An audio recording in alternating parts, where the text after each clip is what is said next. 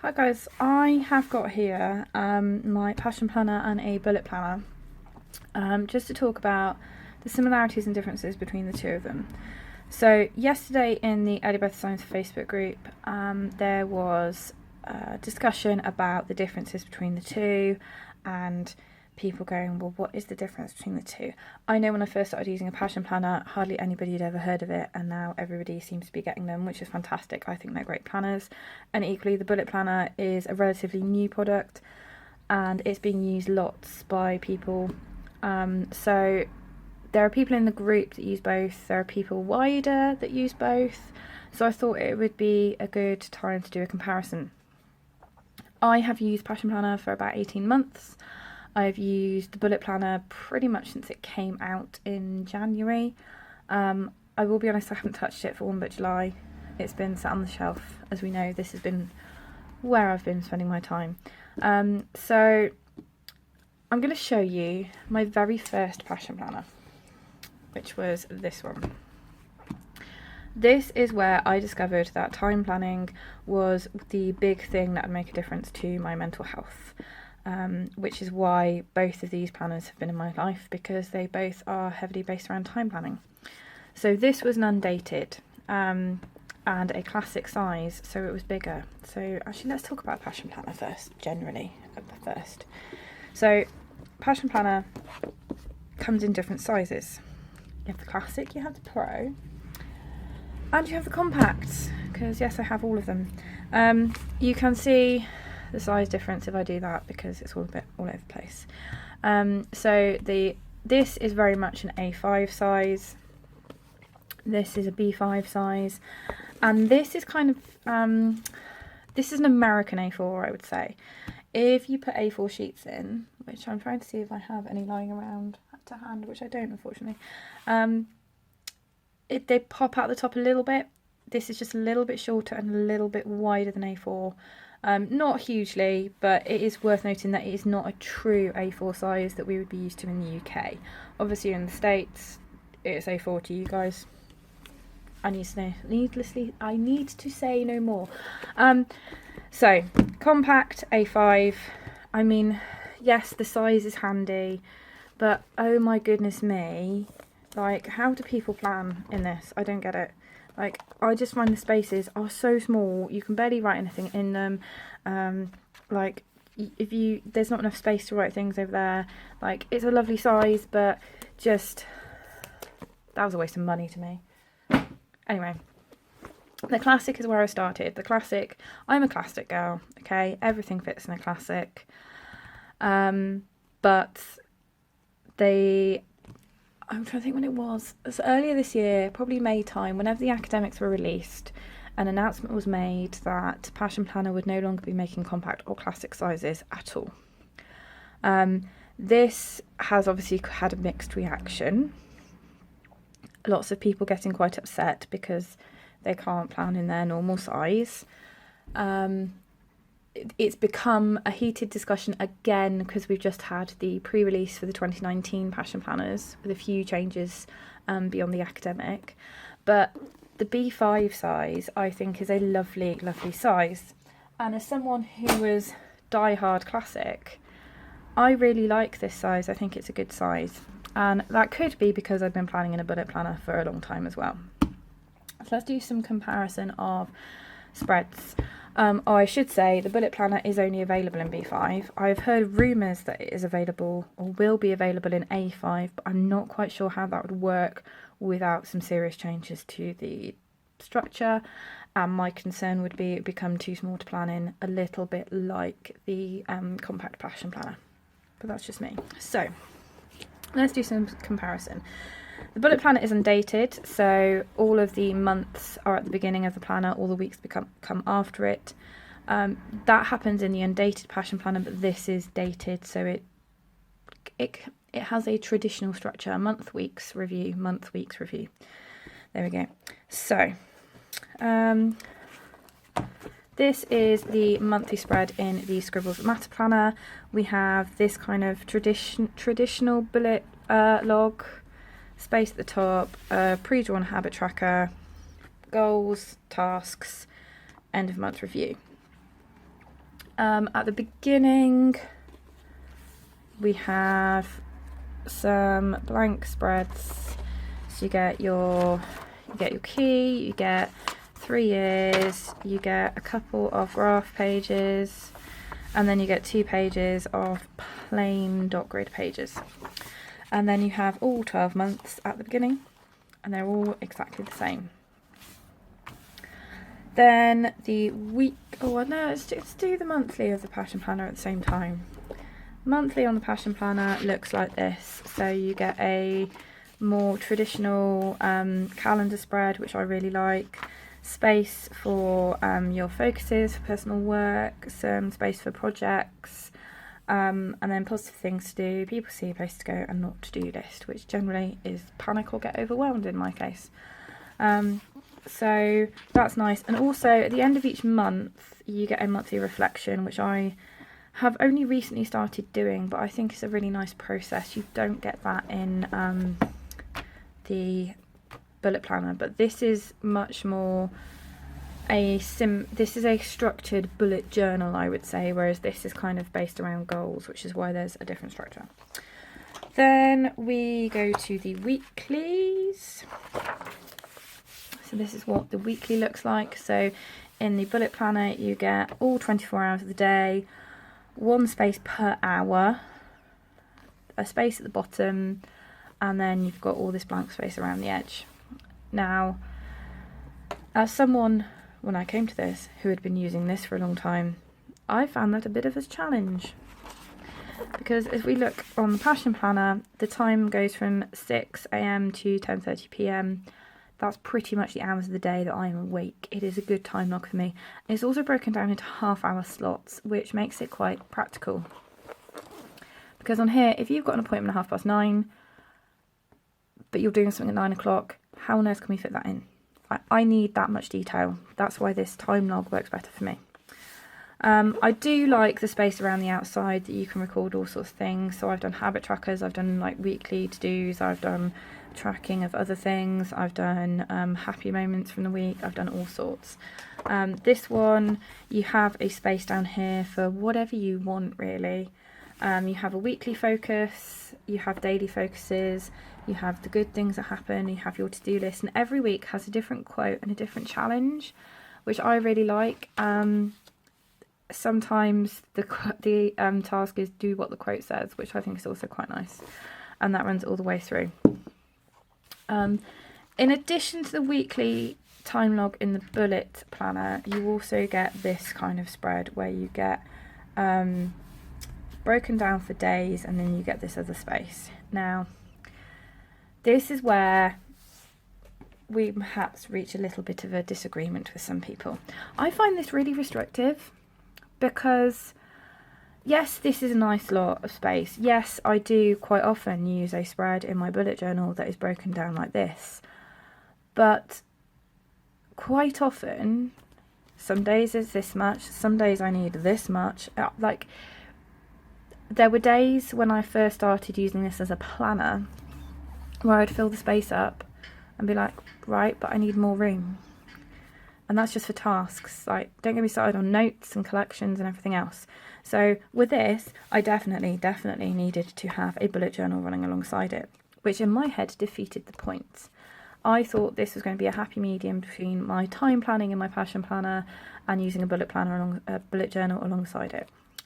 I was slightly disappointed, I will be honest. So after about 4 weeks of using this, it stopped becoming a planner and became more about the memory keeping and the journaling. They do both have pockets at the back and elastic closures. This one has 3 ribbons, which are kind of like the go-to Scribbles and Matter colours. This one, I have it looped around the back, but also has an enclosure, has a pocket, but it only comes with 1 ribbon. Now, every single Passion Planner has the same green ribbon, no matter what colour it is green. And this is to do with one of big mental health awareness charities. So, like in the UK where we do like Wear Pink for Cancer Days, this is kind of like tying into that. So I think that's another thing that I quite like about it. I would like more than one ribbon, don't get me wrong, but I quite like the link. So let's talk about stickers, because let's face it, we all like stickers in our planners. So if you've seen some of my videos from 1 Book July, you will already have seen that I have tried using stickers in here. So this, come on, there we go. This spread used bits of a kit and some functional stickers. It was quite a nice spread to use, but one thing I discovered was that when I printed out my PDF to go on the plain pages at the back, I didn't have the printer settings on right. So if I go to the first week of July/August, the first week of July, I've done July, the first week of August, which is the end of July, you will see that I have got stickers on it, and this is the true size. So these stickers are sort of sized to fit the width of the EC columns, Sierra and Condon columns, in the vertical, which is the same as the Happy Planner, which is the same as most Traveller's Notebook inserts, which is the same as most ring inserts that are printable, downloadable, that you can buy yourself. This is a touch wider. Now this is interesting because I would say it is a tiny bit wider than those stickers, but everybody else says it's a tiny bit narrower, and it's whether you take the time column into account or not. I'm not bothered by it. So you will see it is a tiny bit out of sync, but I'm not worried by that. You can centre it, you can just cover it. To be honest, if I just cover up the time column and then I've got lines out the side, it will not bother me. I would say this planner, excuse me, feel like I'm going to sneeze. No. This planner is mostly about function, but I like stickers and decoration because I'm not necessarily a very artistic person, I would say. I ain't drawing any fancy spreads anytime soon. We'll leave it at that. So that's how they fit. Now, it is very similar in the bullet planner. Let me see if I can find a nice spread. There we go, that'll do. So this was using a personal kit from Rachel's shop and some functional stickers. And you can see, like, this full box does not fit the edge. These stickers do not fit the edge. They overlap the time column, but they do not fit the whole width of the column. Like this one I actually cut down. Because, you know, unless you're buying stickers that are specifically sized for your planner, and you know they're going to be slightly different, they're not going to be a perfect fit. This has never bothered me, if you've watched some of my videos, particularly from last summer when I did a lot in my classic passion planner. I will hack stickers up left, right and centre. I do not mind if things don't quite fit perfectly, it's just to give me the idea that it's there. And this is where I did sort of journaling type stuff. Now the columns in these columns, are based around the dimensions of the dot grid. So I've done this when I've done spreads in my bullet journals. It's too many things in my head. Bullet journals, when I do sticker spreads, I allow 8 dots, if they're 0.5, for a column, which is exactly what has been done here. So it doesn't quite fit, there's a little bit of a gap, but it's not too bad. It's not too awful. So I'm just having a look, see if I can find what I've lost my page markers. That's the problem. This was a full kit that I used, and I mean it works okay. I don't know. I think at this stage I was starting to fall out of love with using this, so I used it as a planner for 4 weeks. Then I started using it as a memory keeper because I like the idea of having an overview of like what my priorities were for the day, just a few journaling comments, things like that. So it became more about memory keeping than anything else. But then I started to really fall out of love with it, and like I decorated it. It looks lovely. I really like how it's turned out, but other than just doing it at the start of the week, I didn't touch this. I did do some journaling and some tasks, but then this is where I did a full plan with me video and did not touch it again, which is a shame. I feel like it's, you know, sitting being unused, but if I'm not getting the most out of it, then there's no point in using it really, is there? So this one really bulked up because I filled it with stickers, and and washi down the side to show my months. This one also, the spine broke on, which is why I have two, because I was sent a replacement. But that's how they fit in there. You know, they don't fit perfectly, but they fit okay. I've also tried using a monthly kit. I just did not get on with this at all. I just didn't like. I don't use this log in my bullet journal because if you've got 8 things happening on that day, which is completely plausible in my world, you ain't going to fit them all in, so it's pointless. So everything fits nicely, but I just didn't use it. So my bullet planner does tend to sit unloved at the moment. If I go back to my passion planner, I'll just show you. Excuse me. I feel that coming for a while. I apologise. If I go back to my passion planner, I have set up August monthly, and I have used a full sticker kit for this. I didn't get the notes page, I just got the main sticker kit. This is one from one of the habit tracker sheets, and I really like the way this works. As you know, I've cut this down to make it fit. I've cut the washi down. Clearly this is from the headers that are designed to go across the top of your Erin Condren monthly view that I've cut down. It works for me. I really like it. What can I say? This one thing I didn't mention, nearly all passion planners up until this release were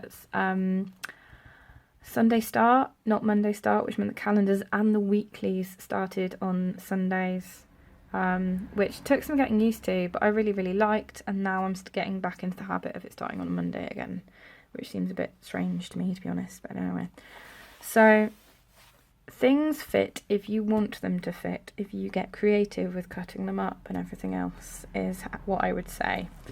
So I know a lot of people at the moment have got classics from the most recent warehouse sale. The warehouse sales passion planner do sometimes are where they just they take out stuff they've had in a warehouse that's been a little bit damaged in different ways or isn't quite right, and they sell it for like $1 or very heavily reduced price. So the more recent releases like Passion Planner Pros, I think were half price in the most recent warehouse sale. The classics were going for like $1. So that's worth remembering if you're unsure about something. So a lot of people got classics. So I thought I would share some of my favourite spreads in my classics. I'm just going to loop this around the back again so I don't lose it. And again, I know I've lost some of my page markers, so please bear with me when I do this. Right, this is one of my all-time favourite spreads ever in any planner. I loved the theme of the kit, the Little Bit Fierce. I used it in so many different things. It was just lovely. This was a flexible kit with add-ons and some full boxes because I got the flexible, the tiny, the mini. I think I've got every kit format in this collection. So because it was the holidays, I was trying something where I had my priority tasks at the top, 3 things I wanted to get done during my sort of dead time in the mornings, and then I would start planning out my day.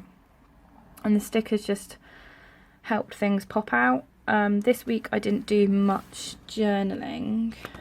This week I tried to, so this was another holiday week, and I was trying to do bits of journaling in and around everything else that was going on. You can see it kind of faded off as the weekend approached, but that's okay. These ones were from the monthly notes kit, which fitted really nicely in that space of infinite possibility to just give me some lined note space basically. So there we go. I really liked both of those. This was the Circus Full Kit, which I wasn't 100% certain if I liked it or not, but I quite liked the way this turned out. It was just unfortunate that this week was a week where I was having a challenging week, I think it's fair to say. So all the headers were loose. I didn't really cut anything up other than the washi. I did turn the boxes. I quite like this idea. If you turn the EC boxes, full boxes, through 90 degrees, they fit across the width of a classic sized column perfectly. Little side note there, just if you're wondering what to do. They don't come all the way across, but I don't mind that. It doesn't bother me because it just blocks out that time. And one thing I do because I colour block quite often, is I've got multiple things going on, then they will kind of be up next to each other and they won't fill it all the way across. It's just how it goes. I did start colouring round stickers in this because colour coding is how I manage things when things are not necessarily the best. I think that's fair to say. This was a monthly spread using a monthly kit, and again I cut this down. I've cut the strips down again. The circles were obviously for the Erin Condren, and I tried using them and was like, I don't think so. We'll just leave it at that. But as you can see, you know, you make the kit work for you. It's just how you go. And then this one was one of the personal kits. So again, this was a work week. This was right at the start of the term, so I did try the whole priorities at the top, just blocking out time for things, and then once we get to the evening, everything's kind of time aligned.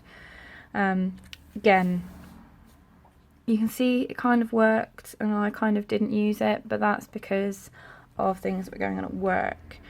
So there we go. So that's kind of like a little in-depth look at how I have used my passion planners and my bullet planner. If there are any questions that you have that I haven't really kind of answered, feel free to put them in the comments below. I would say with both of these, I've still used a bullet journal alongside them because I need space just to list. And sometimes those lists are sort of complete brain emptying lists that take up half a page, a full page. Time planning is definitely something I need in my life, but I also need space for lists. My preference out of these two is definitely the passion planner, without a shadow of a doubt. I'm glad I've tried this, I've given it a go, but I think I will always come back to my passion planner, and that will be a constant feature in whatever planner lineup I have. So there we go. That's all I'm going to say on those for now. Hopefully it's given you an idea as well of how you can use some of the stickers from Rachel's shop in your planners. As I said, questions, feel free to leave them below and I will try and answer them. And yeah.